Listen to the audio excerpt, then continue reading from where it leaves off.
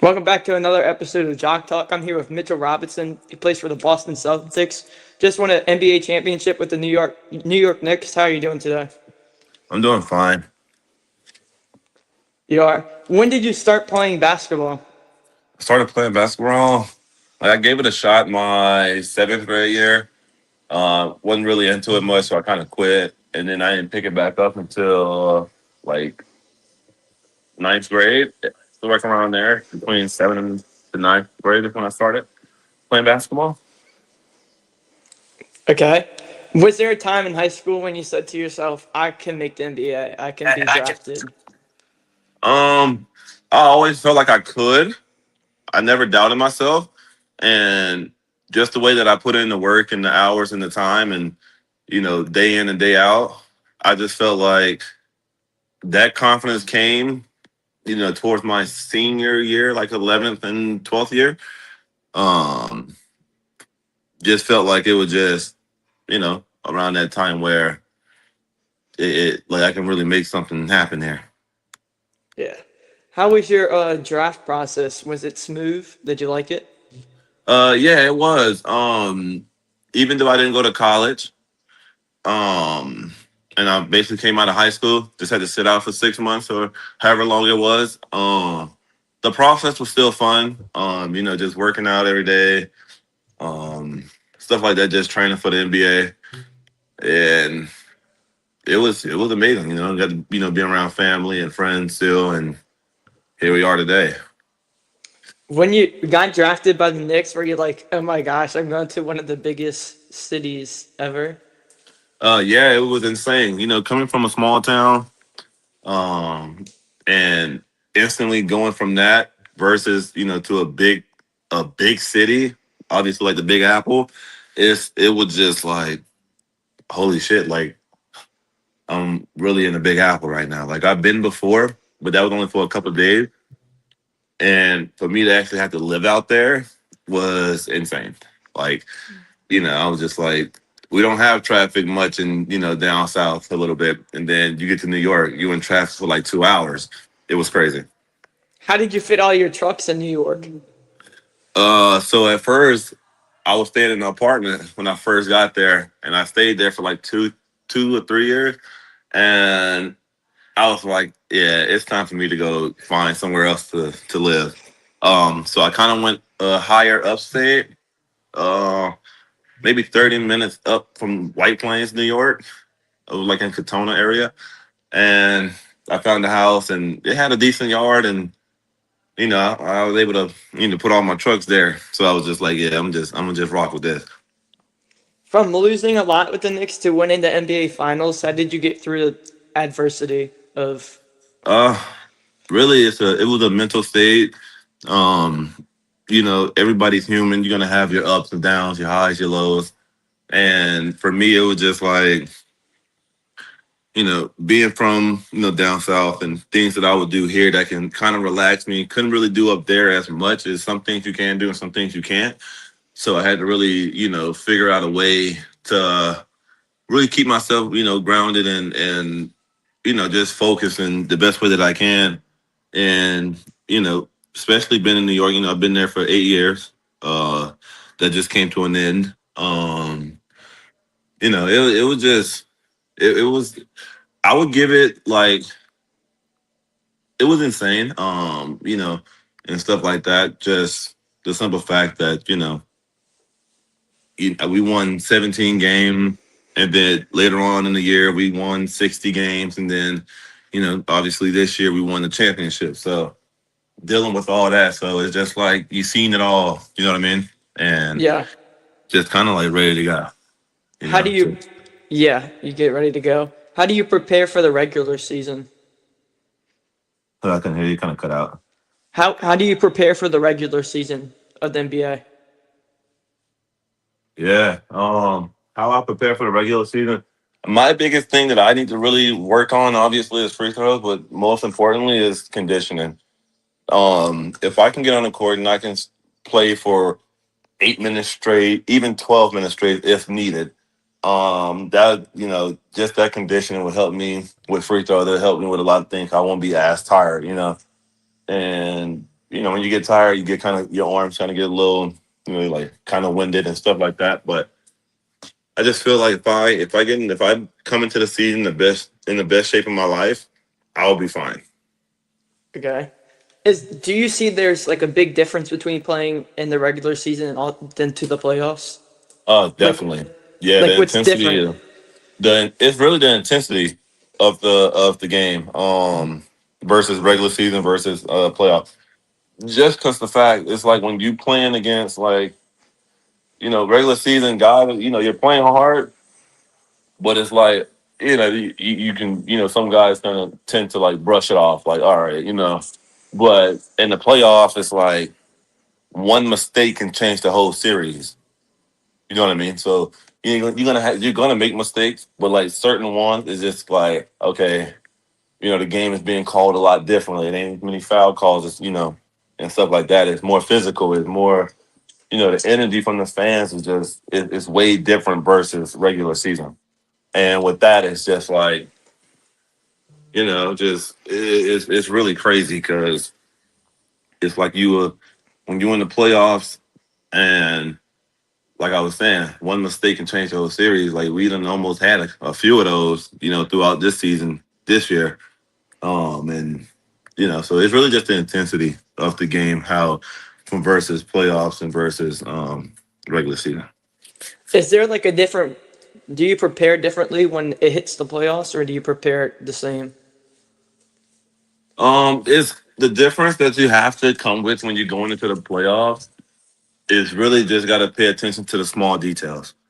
You know, some people might in a regular season, people really don't think about them as much as they should, but when you in the playoff, the small details what saves you the most in the playoff.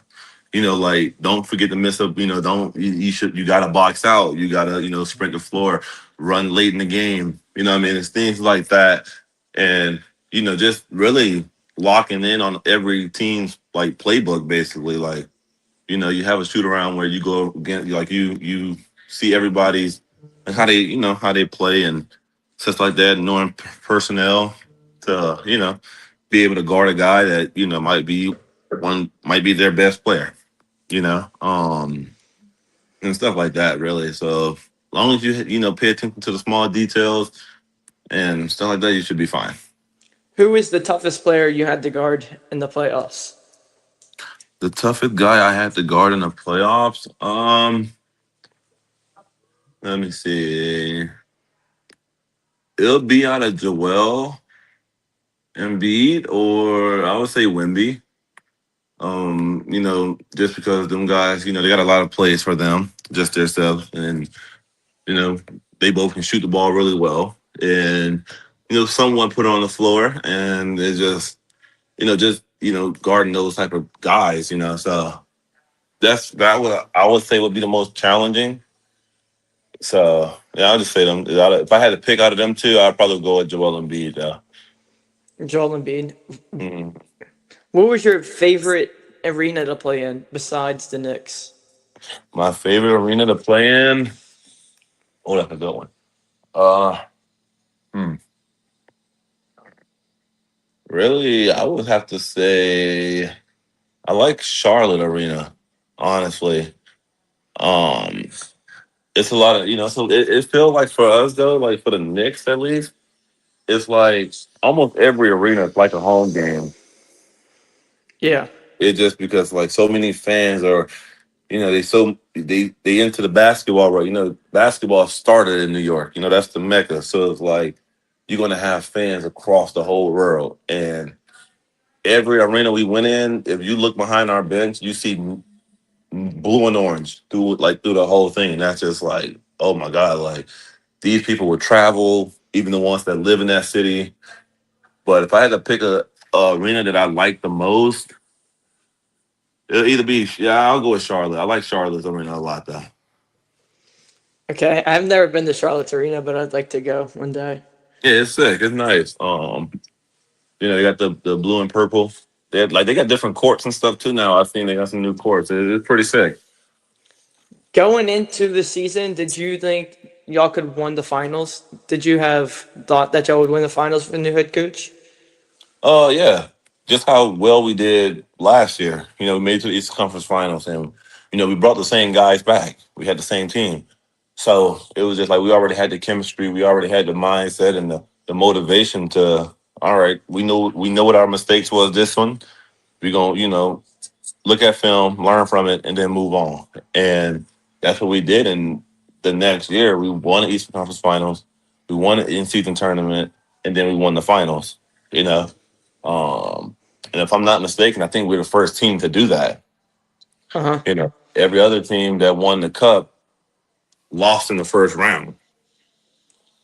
So And y'all also made like went 13 in a row in the playoffs. yeah, we only lost 3 games. Yeah. Uh, can you tell me what it was like to get that one of the biggest rebounds in your life in Game 5 on the offensive rebound with like 10 It seconds was a, left? it was so insane to me. Reasons why is because I've been getting offensive rebounds the entire season, right? And when I got that one, it was like, this is what I do. But it was like, who would have guessed that would have been the difference in the game? That would have, how do you, like, who would have guessed that would have been the rebound to seal the game? You know what I mean? And when that happened, I'm just like, oh shit, like, kick it out, kick it out, kick it out. And once I did, now I jump up, I'm hyped, I'm screaming. Josh gonna bump me, Mikhail, and everybody. They pretty much felt what I felt in that moment. You know what I mean? Like that was a big rebound. Like that sealed us to get an NBA final, That and it was just crazy. I was excited. That was like a big rebound. Did you get fouled Yeah. too? Did they foul you? I No. forgot. So usually, what teams try to do with me when I'm on the block or when I'm on the free throw line with them, they try to send 2 guys on my side. So what I do is it's like I turn my body as like I don't know if people know this or not, but I'm always on the same side on both ends of the floor because I like it's the way I take off on this side. I like to launch off on a certain side. And so that's why I try to go to the side that I like the most every time.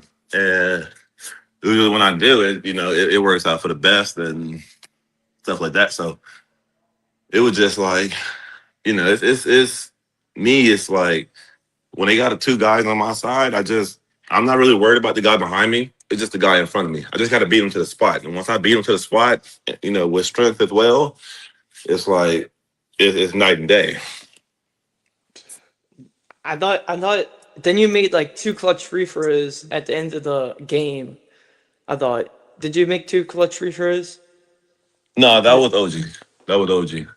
Because I remember they sent you to the line and you knocked them down. Oh, okay. That was like in the second quarter, and they had to come right out of it. Yeah. Uh, did y'all have like a vocal leader in the locker room? Yeah. Jalen, Josh, Cat, OG, Deuce, Mikael, really the everybody. You know, especially if I really had to give it to somebody, though, I would give it to Jose Alvarado. Like he Yeah. was just so vocal, so and he was strong with everything he said, and he didn't care who was like, you know what I mean? He didn't care who you was, what position you was, how you was on the team. He gonna say what's on his mind, and we needed that. You know what I mean? We needed a guy that would tell us what's real and not try to, you know what I mean? And we had that. So when we got that with him, even though he might not play a game or two or very few minutes, his energy stayed the same through the whole thing. It never changed.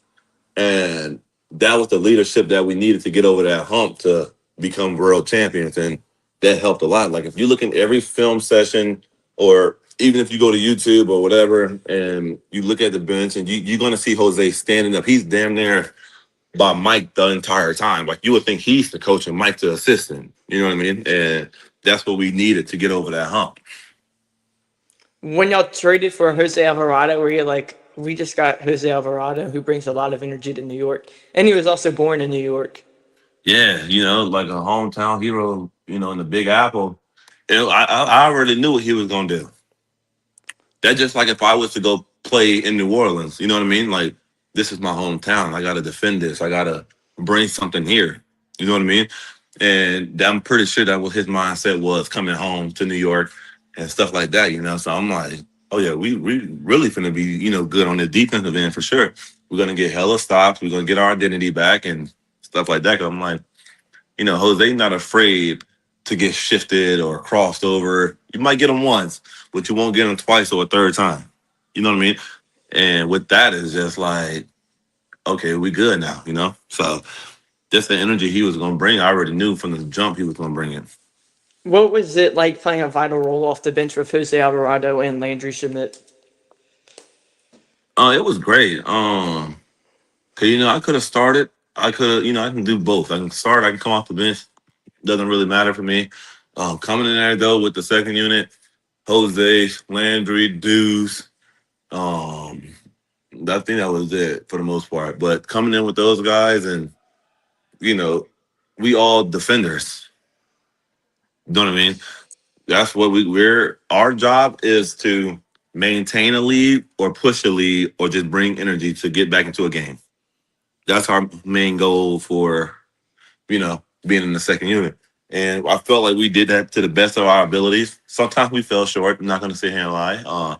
It ain't gonna go how it's supposed to be planned every time, but we definitely went out there and we gave it a fighting chance. It would never just all right. We're just gonna lay down and just quit. No, but no, it was amazing coming in the game with them guys. So That's really cool that you got a championship, came off the bench, and got a big rebound. Can you take us through the parade? How was the parade in New York and Chalmette? the parade in New York was unbelievable. Like once we won the championship, the team owner actually came up to me and asked me, "Hey, I think you should put one of your big trucks inside the parade." And I always said I would. I wanted to. I was like, I remember the year before, I said I want to put my trailer on one of my, my custom trucks, and it'd be on the back of the trailer with the music bumping off. I got speakers on my trailer, and I just wanted to be like that. I said, when we win it all, I want to put this in the parade, and that was literally last year, you know. And so Hmm. to be able to run it back the next year and win the chip, like I stuck to my word, and with that, it was just like just the energy at the parade was just like it was crazy. Like I was like, oh my god, like 2 million people here in New York City. We won the chip here. It was just like I seen pictures of when hockey won it, and I'm like, damn, that's how they do it. Like that's how the parades look. Is insane. I'm like, damn. And then to actually be a part of that, and especially being a part of that in a new age like 2026, when technology is way more advanced and everything, it's like it was insane. It was mind blowing. Like if you would have been there, some people I don't even know how they even made it there. I think they had something going on. Like if you leave, you can't come back. Like that's how packed it was. It was crazy. Like I was in New York for like I think it was the first round of the playoffs versus the Hawks, or Yeah. was it? Yeah, versus the Hawks, and there was like people flying in from New Orleans stand up on going to celebrate on the block Oh yeah. for Watch party. yeah. Yeah. Those were sick too. They had it right outside the garden. It was insane. I was like, damn, like the watch party even crazy. It was wild. How's it feeling that you have Mitchell Robinson Day on in June 25th in Louisiana? That was so crazy to me. I was like, did he really just give me my own day? It was just like I was not expecting that at all. So it was to me, it was just like, dude, I got my own day and it's not even my birthday. You know what I mean? Yeah. Like what do I supposed to do on this day? Like, you know what I mean? Like like I was thinking about that all day yesterday. I'm like, dude, I really got my own day. I was looking at the plaque. I'm like, I really have my own day in Louisiana. Like, how crazy is that? That when it comes across people's phones, we're gonna say it's Mitchell Robinson's day. Like Yeah, even when I'm long gone, it would still be Mitchell Robinson's day. Like it is crazy to me. Like it's insane. As many, it's free agency right now, and you just left to go to the Celtics. What do you think about all these moves going around, like LaMelo Ball to the T Wolves with Anthony Edwards? Kawhi Leonard got traded again to the Raptors. A Mm-hmm. lot of people moving right now. What do you think about it? I mean, I think it's insane. Like some things you just like, why did that happen? I know some people be like that, and some people like that's insane. Like it just the moves that just been going on this whole time is just like, oh shit! Like the league is actually getting stronger. I feel like just because you're pairing guys up with other guys that both talented players, and you got most teams that I've seen so far had at least one or two or maybe three talented players like all stars or superstars on their team. I'm like, the league is getting stronger. You know what I mean? Like Giannis to the Heat. Like the Heat was good, but now that Bam can probably go to the four, Giannis at the five or whatever, and all of them can put the ball on the floor, that's gonna be pretty scary. Then imagine if you get LeBron to Golden State with Steph Curry. Like that would be insane too. It's just like, Steph is a Hall of Famer, like one of the best players to ever play this game. You know what I mean? Now you got LeBron, you know, the leading scorer of the NBA in history. Like you got two of the best players on the same team. It's just like, how the chemistry gonna be, how the ball movement is gonna be. You know what I mean? It's like I played against LeBron a couple times here now, so I see how he play. I see how Steph play, and that's just insane. It's just like holy shit, like these guys are really like what I mean? It's crazy. Yeah. Before we end the show, I know you're a big country music fan. Who's your favorite country music artist? Because I like country music also. Yeah, I've been listening very heavy to Mega Maroney. I'm not gonna lie, I got it in my bio. Like I've seen that you can put a song on your bio, and I got "Wedding Dress" by Mega Maroney. I don't know why I like it so much. It's just so. It's like things that she say I can relate to, and it's like her songs are just like I can relate to a lot of her songs. But I'm also a huge fan of like Cody Johnson, Morgan Wallen, Jelly Roll, Kane Brown. It's a few other guys and girls out there that I am a fan of. Even some upcomings like Blake Whitney. Um, also a fan of Bailey's. Like the list just goes on and on, and it's like it's just so relaxing, But Do you go listen to a lot of music while you're in Nashville?